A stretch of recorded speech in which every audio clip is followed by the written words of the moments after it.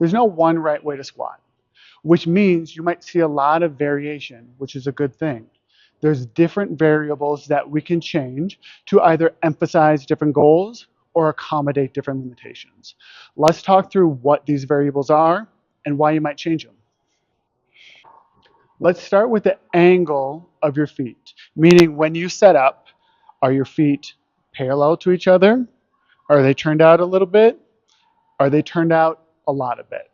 Because everyone's hip architecture is a little bit different, you might need to turn your feet out a little bit in order to get down into a deeper squat without your femur running into your hip. You also need to consider what this does to the force curve of the muscles of your hip. The further out they are, the more slack you have on your glutes, the harder it is for them to help you out at the bottom. So there's a trade-off between the two. You can also notice a difference in how much work is happening at your knee versus your hip in different positions. For instance, if we set up near the box with my toes right at the box and my feet parallel to each other, for me to come down before my knees hit the box is a pretty shallow squat. But if I take and turn out both my feet a couple of degrees, I get deeper into that squat before my knee hits the box. And if I take that to a more extreme angle, I can get to nearly full depth before my knee hits the box. So a wider foot angle emphasizes the hips more than it does the knees.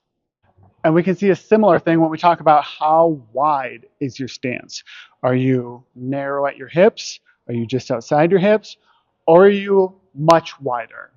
This will emphasize different areas of your hip as well. The wider you are, the more emphasis you will have on some of the structures on the inside of your hip through your adductors. So again, if we look at the depth, if I start with a really narrow stance,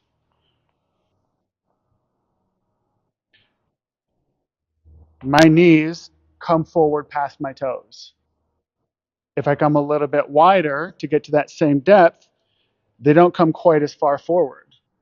And if I go to a really wide stance, they're even less forward, putting more emphasis on my hips the wider I go. Knowing that both of these variables, the angle of my feet and the width between my feet, can change how much work is happening at my hips versus my knees, can help me decide which is the right variation for me. If I want more emphasis on my quads, I might aim for a narrower, more parallel stance.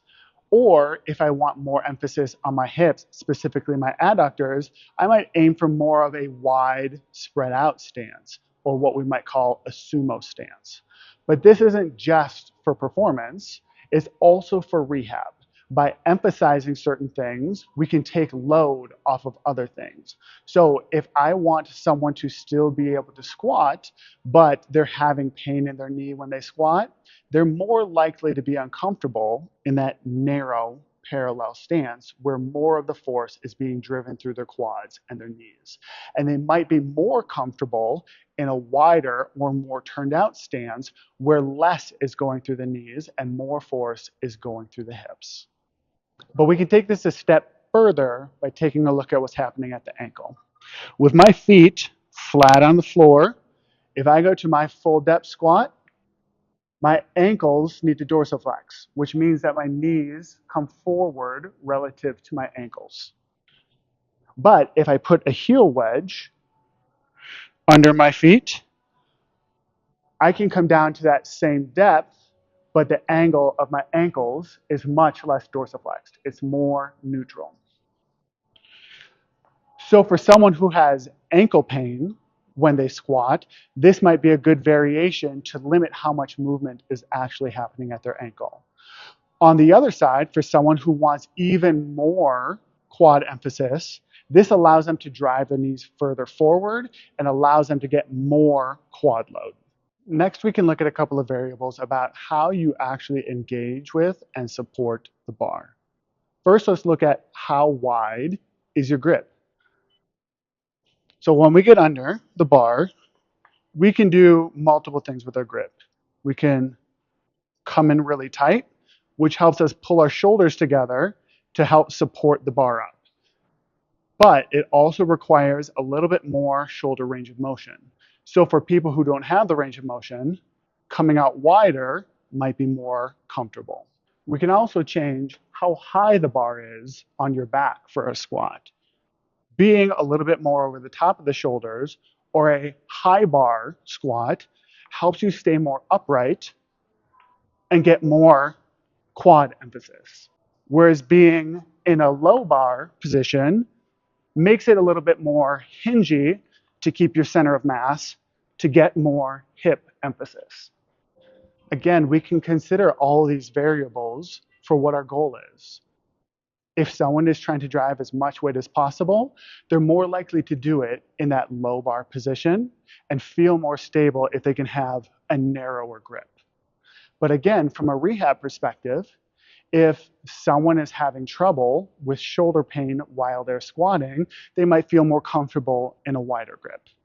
Also, if they are having neck pain after squatting, that might be because they're in too high of a position and they might be more comfortable in that lower position. But for someone who's trying to emphasize quad strength, whether that's for performance or for rehab after a knee injury, that high bar position is probably going to be more effective for them.